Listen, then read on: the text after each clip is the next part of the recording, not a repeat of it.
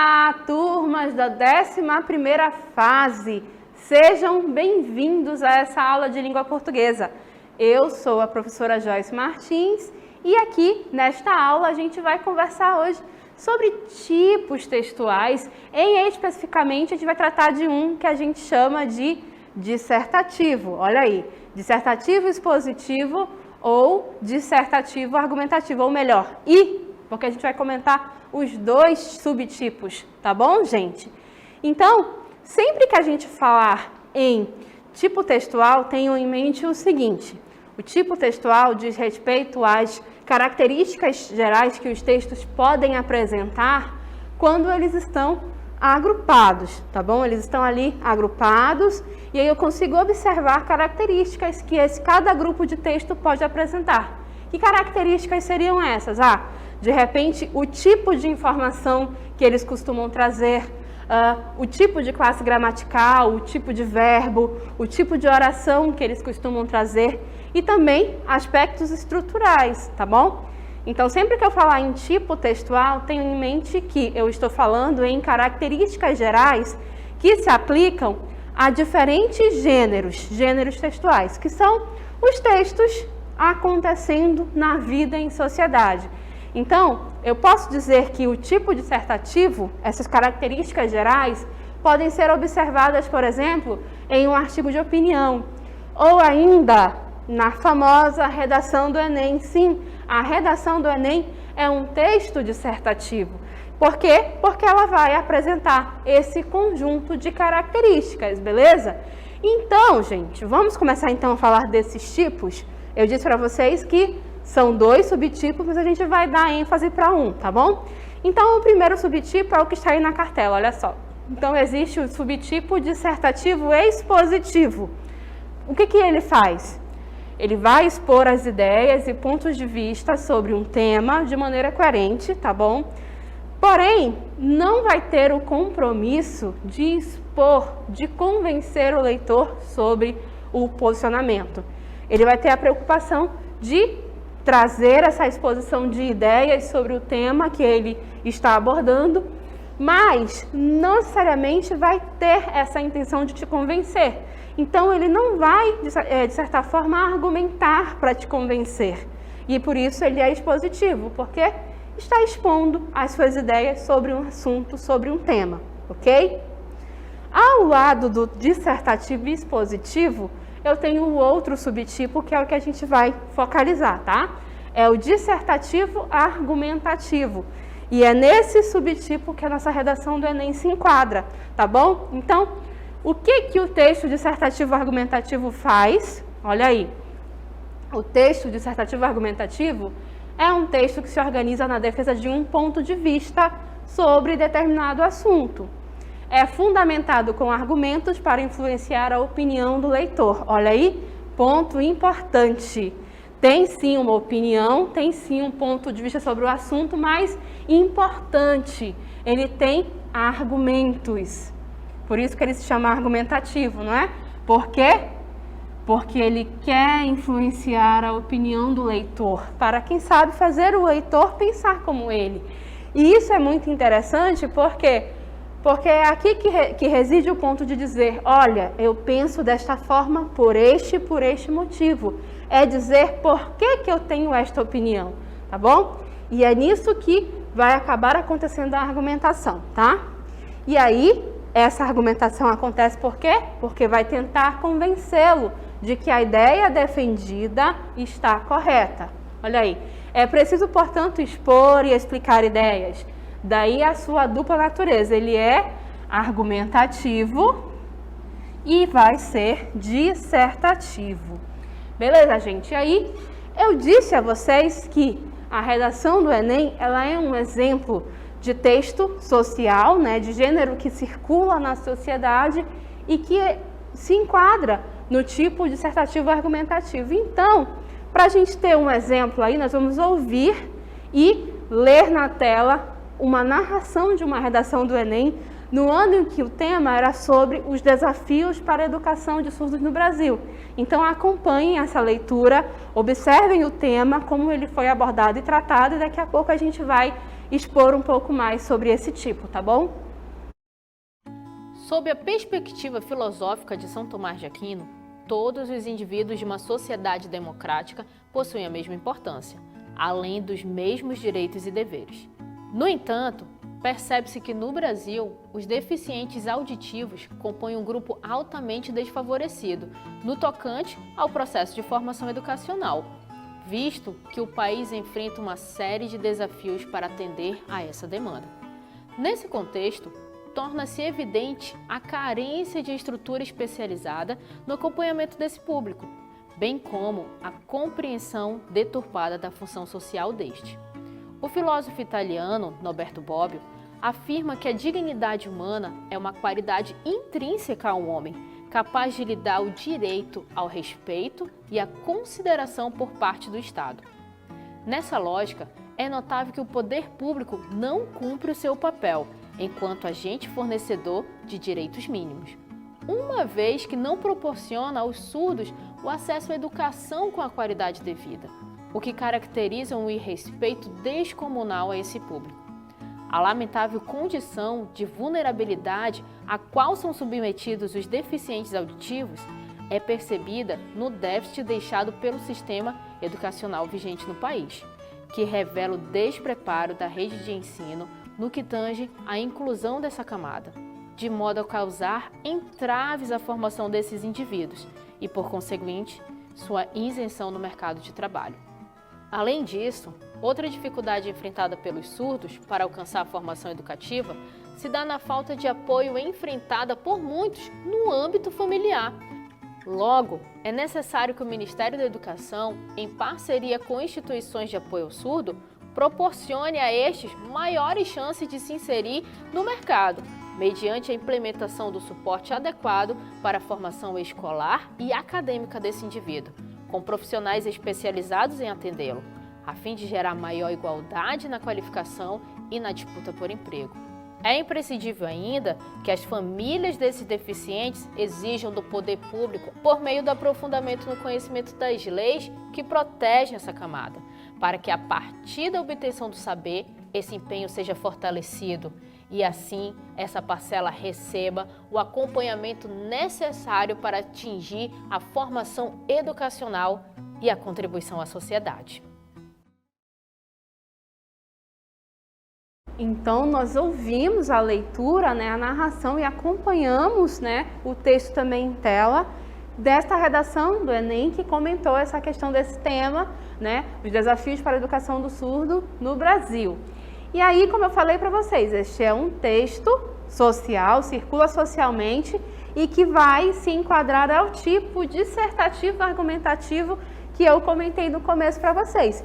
E aí, o texto dissertativo argumentativo, ele, em geral, traz para nós uma estrutura que a gente vai observar usando essa redação como nosso exemplo, ok? Então, normalmente, um texto dissertativo argumentativo, ele traz para nós uma introdução. E o que é essa introdução? Olha só. Olhem aí na nossa cartela. Vamos lá. Olhem aí. A introdução, ela costuma ser desenvolvida nos primeiros parágrafos, Ali, quando é um parágrafo muito curto, traz mais de um, mas, em geral, é o primeiro parágrafo. E ela pode conter a tese, tá bom? É possível que contenha essa tese.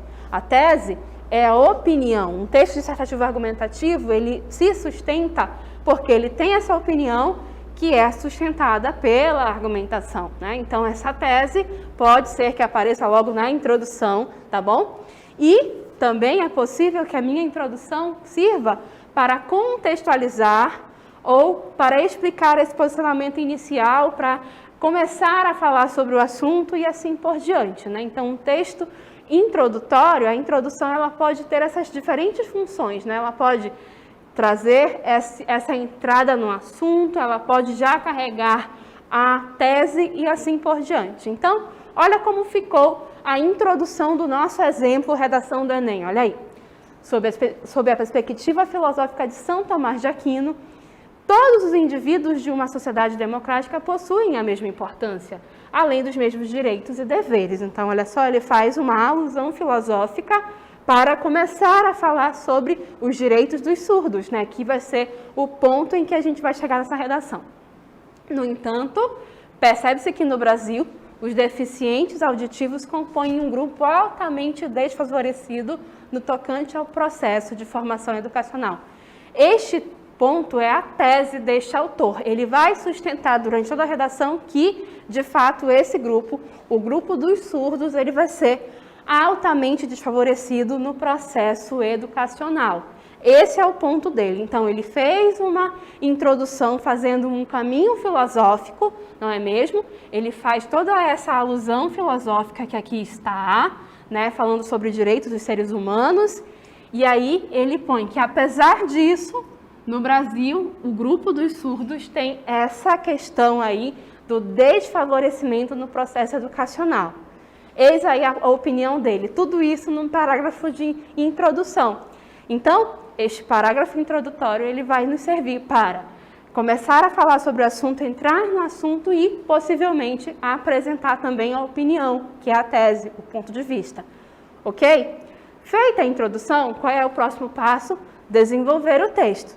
E num texto dissertativo argumentativo, nosso desenvolvimento é o processo argumentativo. Ora, eu vou então começar a dizer por que eu penso dessa forma. No caso desse texto exemplo, ele vai começar a mostrar para nós por que ele diz que os surdos no Brasil têm esse desfavorecimento, vamos dizer assim, no processo educacional. Então, é o que o desenvolvimento traz para nós, né?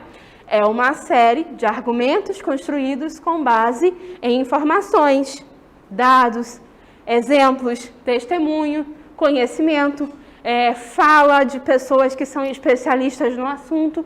Eu vou reunir essa informação, que é uma informação que tem credibilidade e que vai fazer com que a minha opinião seja, de fato, uma opinião respaldada. Beleza?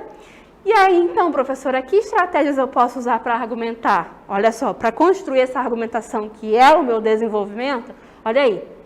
São os recursos, né, que eu já citei para vocês e podem ser, olhem aí, pode passar adiante, por favor. A argumentação pode ser a citação de uma notícia, temas atuais, temas que estão aí em discussão nos telejornais e assim por diante. Por isso que a gente sempre fala, assistam bastante jornal, se possível, leiam jornais na internet, comprem impressos assim por diante, porque essas informações que estão aí fervilhando, elas podem te servir de argumentação posteriormente, dependendo do tema. Seguindo com o exemplo, também pode ser argumento demonstrar que conhecimento que você acumulou durante a tua vida escolar. Então, aquilo que você estudou na literatura, na história, nas aulas de língua portuguesa, nas aulas de geografia, enfim, sociologia, filosofia, o que você estudou durante a escola, junta esses conhecimentos acumulados para construir a tua argumentação, né? Fazer links entre esses conhecimentos. Também é possível o argumento de autoridade. O argumento de autoridade, ele é justamente a fala de uma pessoa que é influente naquele tema, naquele assunto. Dados estatísticos e assim por diante. Tudo isso pode ser usado como argumentação. No nosso texto exemplo, olha aí, o nosso escritor aqui, vamos dizer, o nosso autor, ele fez, né, ele começou com citação filosófica, ele segue com a citação filosófica, olha só. O filósofo italiano, Norberto Bobbio, afirma que a dignidade humana é uma qualidade intrínseca ao ser humano, capaz de lhe dar direito ao respeito e à consideração. Então, ele faz de novo, ele joga para a filosofia, né, o conhecimento que ele aprendeu talvez durante as aulas do ensino médio, né, em que ele diz que essa dignidade humana ela é uma característica intrínseca do ser humano, tá bom? E é nessa lógica que o poder público não pode deixar de assistir a esse público. Seguindo na outra argumentação que ele faz, olha aí, outra parte do texto, né? A lamentável condição de vulnerabilidade a qual são submetidos deficientes auditivos é percebida no déficit deixado pelo sistema educacional vigente no país, que revela despreparo da rede de ensino no que tange à inclusão dessa camada. Então, para continuar dizendo, reafirmando lá a tese de que, né, no Brasil essa é uma camada social, é um grupo social desfavorecido, ele vai lá buscar na filosofia e depois vai aqui trazer dado real, realidade brasileira. que é sim uma camada que passa por essa desproporção, por esse desfavorecimento. Beleza? Então, olha só, a variabilidade de argumentação que ele constrói. Usa um dado filosófico, uma informação filosófica, e depois um dado da realidade atual. Beleza? E aí, depois que eu fiz a introdução, que eu apresentei a tese e que eu construí todo um raciocínio no meio do desenvolvimento para a minha argumentação, eu chego então à conclusão. A conclusão vai ser a parte final do texto, né, em que há a retomada da ideia central da tese e, no caso da redação do Enem, é possível que essa conclusão traga para nós a tal da proposta de intervenção. E a proposta de intervenção ela não pode ser simplesmente, tem que fazer isso, e aí acabou. Não, é preciso ser fundamentada, dizer o que tem que ser feito, como tem que ser feito, por quem tem que ser feito. Então, é um raciocínio bem construído. No caso desse nosso exemplo aqui, a gente viu que ele diz o seguinte, que é necessário uma parte estatal, né? O Ministério da Educação, por meio de quê? De parcerias. Então, ele faz o seguinte, o Ministério da Educação e as parcerias com instituições vão fazer uma parte desse trabalho para resolver esse problema. Mas ele não deixa só na parte governamental, não. No outro parágrafo, ele diz o seguinte, é imprescindível que as famílias também têm que fazer a parte dela. Então, ele traz uma parte de intervenção para um grupo e uma outra intervenção para outro grupo. E assim, ele demonstra como, de que maneira esse grupo social, que de acordo com ele é desfavorecido educacionalmente, pode chegar a virar esse jogo, a resolver esse problema. E aí a gente vê que, de fato, a redação do Enem vai ser esse exemplo de texto que circula socialmente e que se adequa ao tipo dissertativo argumentativo. Ok, gente? Agora a gente vai fazer uma atividade.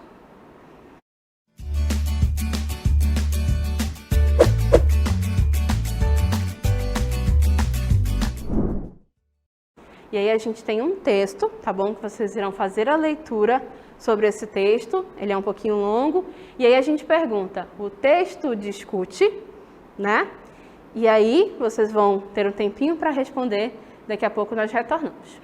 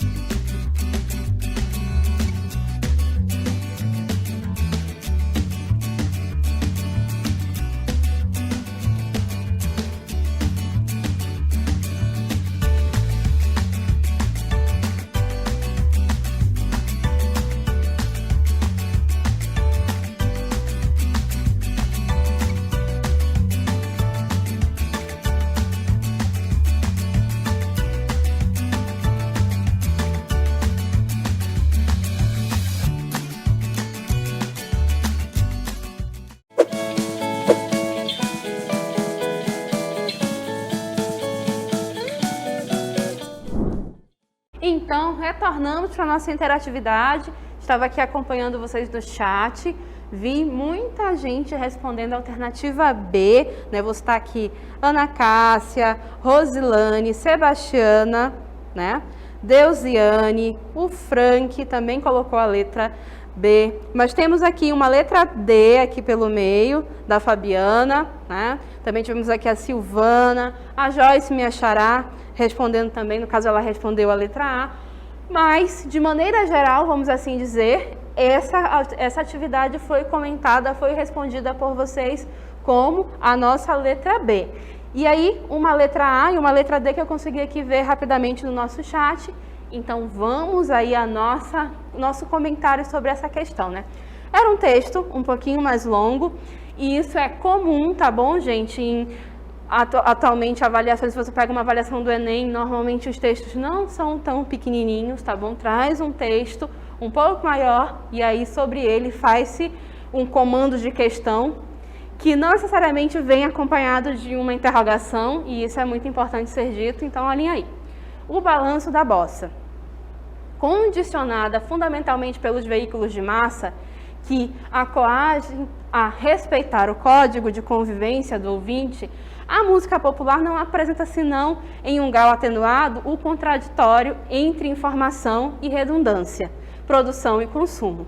Desse modo, ela se encaminha para o que Humberto Eco denomina de música gastronômica, um produto industrial que não persegue nenhum objetivo artístico, mas, ao contrário, tende a satisfazer as exigências do mercado e que tem como característica principal não acrescentar nada de novo, redizendo sempre aquilo que o auditório já sabe e espera ansiosamente ver repetido. Em suma, o servilismo ao código a priorístico, assegurando a comunicação imediata com o público. É o critério básico de sua confecção. A mesma praça, o mesmo banco, as mesmas flores, o mesmo jardim. O mesmismo. Todo mundo fica satisfeito, o público, a TV, os anunciantes, as casas de disco. A crítica e, obviamente, o autor. Alguns ganham com isso, financeiramente falando. Só o ouvinte receptor não ganha nada. Seu repertório de informações permanece mesmissimamente o mesmo. Mas nem tudo é redundância na música popular. É possível discernir no seu percurso momentos de rebeldia contra a estandardização e o consumismo. Assim foi com o jazz moderno e a bossa nova. Então, isso é uma opinião de Augusto de Campos sobre a música popular atual, não é? Que seria aí uma música que está no mesmismo. E aí vem a nossa questão. Vamos avançar. Olhem aí. O texto discute. Percebe que não tem uma interrogação aqui? Não é assim que aparece. Eu tenho o quê? Eu tenho justamente uma frase, né, uma afirmação pela metade. E aí eu não tenho nenhum tipo de pontuação para finalizar essa frase. Por quê? Porque eu deverei completar esta minha afirmação com uma dessas alternativas. Uma delas será a que completa corretamente a esta frase e por isso é nelas que está o ponto final, tá? Isso é uma característica das provas atuais. Elas, em geral, trazem esse tipo de comando de questão. Para além disso, ele fala, o texto discute. Essa discussão é justamente a opinião. Então, ele vai trazer uma opinião sobre algo. E o que seria esta opinião? Ora, é justamente o que vocês muito bem colocaram em maioria aí no nosso chat. É justamente a nossa alternativa B. O texto discute a invariabilidade da mensagem transmitida pela música popular, quando ele diz que é tudo a mesma coisa, a mesma praça, o mesmo banco, as mesmas flores, tudo é igual. É justamente isso, a mensagem, ou seja, o conteúdo da música popular atual é invariável, é sempre a mesma. Então, aí está o nosso gabarito. Nossa resposta, alternativa B, então, parabéns. A maioria dos nossos colegas que acertaram, mas aqui fica sempre o nosso convite para que vocês continuem participando sempre da nossa aula, tá bom? Participando, mandando pelo chat, comentando e assim por diante, tá bom? E é justamente isso. Aqui a gente viu um texto de opinião sobre a nossa música popular, né, que vai ser aí justamente enquadrado nesse tipo dissertativo argumentativo, porque tem uma opinião e traz a argumentação para sustentar essa opinião com uma conclusão ao final. E aí, qual é essa opinião? É justamente isso que a gente perguntou quando a gente pergunta, entre aspas, né? O texto discute. Discute o quê? Letra B, essa invariabilidade da mensagem da música popular. Beleza, gente? Muito obrigada pela participação de todos. A gente se vê numa outra oportunidade. Até a próxima.